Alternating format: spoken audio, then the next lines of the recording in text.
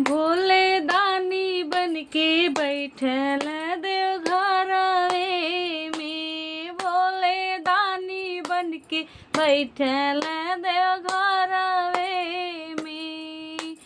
भोले जी के जटावा से गंगा जी के धारा बहे। भोले जी के जटावा से गंगा जी के धारा बहे। केहू ना जाला इनके पजरे में जी। केहू ना जाला इनके पजरे में। भोले दानी बन के बैठल देवघरवे में। भोले दानी बन के बैठल देवघरवे में। भोले जी के आजू बाजू गोजर औरी बिच्छू चल। भोले जी के आजू बाजू गोजर औरी बिच्छू चल।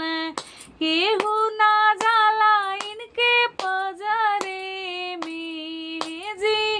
केहू ना जाला इनके पजरे में। भोले दानी बन के बैठ देवघरवे में।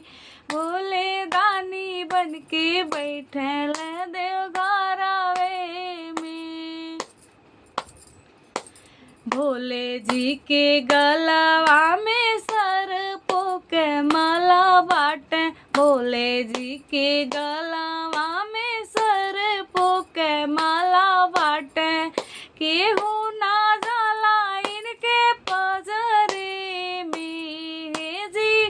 केहू ना जाला इनके पजरे में। भोले दानी बन के बैठल देवघरवे में। भोले दानी बन के बैठल देवघर